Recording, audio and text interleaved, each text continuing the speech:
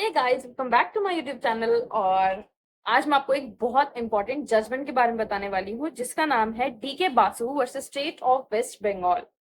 सो इसमें बेसिकली क्या चीज बताई गई है, जो सुप्रीम कोर्ट की बहुत ज्यादा इंपॉर्टेंट और लैंडमार्क जजमेंट है ये, जिसमें बताया गया है पुलिस को क्या 10 चीजें हैं जो इंपॉर्टेंट है अगर वो किसी व्यक्ति को अरेस्ट करने जा रहे हैं। तो अरेस्ट करते टाइम उनको क्या क्या चीजें फॉलो करनी चाहिए, वो सब चीजें इसमें बताई गई हैं। बेसिकली 10 चीजें, 10 चीजें हैं जो बताई गई हैं बहुत क्लियरली। और अगर ये सब चीजें नहीं होती है तो उनपे एक्शन लिया जाएगा। ये देख के सुप्रीम कोर्ट की इंपॉर्टेंट जजमेंट है जो सभी को पता रहनी चाहिए। ये जजमेंट ऐसी है जो सबको पता होनी चाहिए, चाहे आप गांव में रहते हो चाहे आप शहर में रह रहे हो। मतलब if you are a citizen of India तो आपको ये चीज पक्का पता होनी चाहिए, वरना आपके साथ कभी भी कुछ भी गलत हो सकता है। और ये सिर्फ पुलिस वालों के लिए नहीं बनाई गई है कि आपको ये चीजें फॉलो करनी है। ये इसलिए है कि अगर किसी इंसान के साथ कुछ गलत हो रहा है और पुलिस वाले उनके साथ ये चीज गलत कर रहे हैं, तो उनको ये अपने राइट्स पता होने चाहिए कि हाँ, अगर पुलिस वाले ये चीज फॉलो नहीं कर रहे तो हम आवाज उठा सकते हैं। पुलिस वालों से ज्यादा इंपॉर्टेंट है आम जनता के लिए ये चीज जानना। तो इसमें 10 चीजें जो है, मैं आपको उन चीजों के बारे में फटाफट बता देती हूँ। सबसे पहला है, पुलिस अगर कोई भी व्यक्ति है जिसको अरेस्ट करने आ रही है पुलिस, तो पुलिस कोई, समझ लो मैं हूँ पुलिस, अब आपको मैं अरेस्ट करने आई हूँ। तो जब मैं अरेस्ट करने आई हूँ, पूरी मेरे को वर्दी होनी चाहिए और जो एक नाम होता है ना, बैच जिसमें नाम लिखा होता है पुलिस वाले का, वो होना चाहिए अच्छे तरीके से। पूरा प्रॉपर उनका नाम लिखा होना चाहिए उनके बैच पे, बैच होना जरूरी है। और मेमो प्रेपर, मेमो पूरा प्रिपरेशन, पूरा एक मेमो होता है, अरेस्ट वारंट जो होते हैं उसमें पूरा एक मेमो तैयार होता है कि आपको क्यों अरेस्ट किया जा रहा है, क्या आपने किया था, क्या आपकी गलती है, किस वजह से आपको अरेस्ट किया जा रहा है। ये सब कुछ उसमें होना चाहिए, तभी आपकी अरेस्टिंग की जा सकती है। और अगर ये नहीं है तो आपकी अरेस्टिंग नहीं की जा सकती एज पर जो विटनेस बने। लाइक अब आपको अरेस्ट करने आई हूं मैं, तो अब अरेस्ट करने के लिए आसपास आपके जो लोग रहते हैं या जो लोग वहां हैं, ये नहीं कि हाँ बस कोई भी आया बंदा खड़ा हो गया ना। आसपास का कोई है, कोई रहते हैं, वो आपके पास आए हैं, देख रहे हैं आपको कि हाँ, आपकी अरेस्टिंग हो रही है, तो वो उन लोग जो विटनेस होते हैं एक तरीके के, वो उन लोग के सिग्नेचर लेते हैं कि हाँ, हम आपके सामने इनको अरेस्ट करके लेके जा रहे हैं, अपनी कस्टडी में ले रहे हैं। ओके, कस्टडी मतलब अपने, हम इनको गिरफ्तार कर रहे हैं, दैट्स इट। ओके, मतलब ताकि ये क्या होता है, विटनेस हो जाता है ना, तो कोई इलीगली अगर उसको अरेस्ट किया जा रहा है, उसको डिटेन किया जा रहा है इलीगली, तो ये सब चीजें सामने आ जाती है कि अगर कोई विटनेस ही नहीं था जब अरेस्ट किया गया, किसी के सामने अरेस्ट नहीं किया गया, पता नहीं कहाँ से उठा लिया गया, तो ये सब चीजें आ जाती हैं। क्योंकि सिर्फ बहुत से फॉल्स केसेज है जहां पे पुलिस ने बीच रास्ते से उठा लिया है किसी को भी और दिखा दिया अरेस्टिंग की गई है, कोई विटनेस ही नहीं था।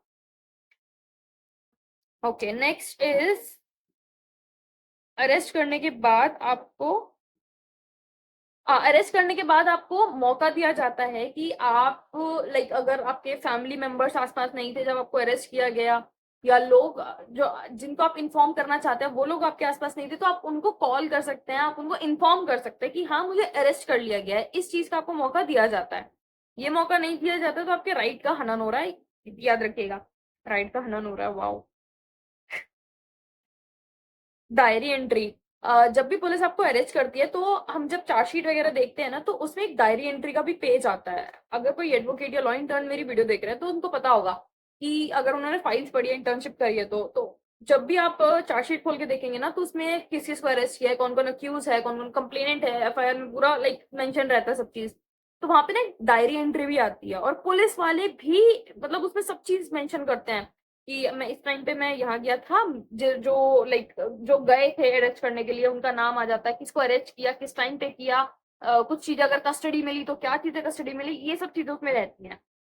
ओके, तो डायरी एंट्री होनी बहुत जरूरी है। ये पुलिस वाले करते हैं, ये चेक किया जाता है अगर अरेस्ट किया गया है तो कब किया गया, क्यों किया गया है, डायरी एंट्री में सब कुछ एंटर होता है। कैन कॉल एडवोकेट, एडवोकेट को कॉल कर सकते हैं, मुझे अरेस्ट कर लिया है और अब क्या हो रहा है, मेरे को बताना है, मेरे को किसी को बताना है मैं अरेस्ट हो गया हूँ, फैमिली मेंबर्स ठीक है, बट एडवोकेट हमें चाहिए। इन्वेस्टिगेशन जब मेरी चल रही है तो मेरे को एडवोकेट चाहिए कि मेरे मेरे साथ क्या हो रहा है, क्यों हो रहा है, और गलत भी किया जा रहा है मेरे साथ, तो मैं एडवोकेट को बता सकूं। ये मेरे पास राइट है, मैं अपने एडवोकेट से इन्वेस्टिगेशन के दौरान भी बात कर सकती हूँ। ओके, ये हमें मिलता है इन्वेस्टिगेशन के दौरान भी। और मजिस्ट्रेट के सामने अगर आपको अरेस्ट किया गया है तो मजिस्ट्रेट के सामने आपको 24 आवर्स के अंदर अंदर, मतलब एक दिन, अगर आपको अभी आज सुबह अरेस्ट किया गया है 12 बजे, तो अगली सुबह 12 बजे के बाद आपको कोर्ट में पेश कर दिया जाएगा। 24 घंटे के अंदर अंदर इनको पेश करना होता है। ओके, बाकी यही सब चीजें, ये मेन चीजें हैं। और ये चीज इंसान जो लाइक नहीं है ज्यादा पढ़े लिखे, गांव साइड में है या विलेज में भी है और नॉलेज नहीं है उनकी इन सब चीजों की, तो अगर आप मेरी वीडियो अच्छे से देख चुके हैं तो प्लीज उनको भी समझाइएगा इस चीज के बारे में कि आपके पास ये राइट्स हैं। और अगर पुलिस वाले इन चीजों को फॉलो नहीं करते तो उन पर एक्शन लिया जाएगा। ये जजमेंट है, मैं जजमेंट का आपको नाम बता देती हूँ। इस जजमेंट को आप सेव कर लीजिए, मेरी वीडियो को सेव कर लीजिए, काम आएगी। D K Basu versus state of West Bengal, landmark judgement है, सुप्रीम कोर्ट की वेबसाइट पे जाएंगे आपको ये जजमेंट में मिल जाएगी। तो guys thank you so much, और ऐसी मेरी वीडियोस देखते रहिए। Law students, law interns and post graduation advocate की मैं बहुत हेल्प करती हूँ। Thank you so much.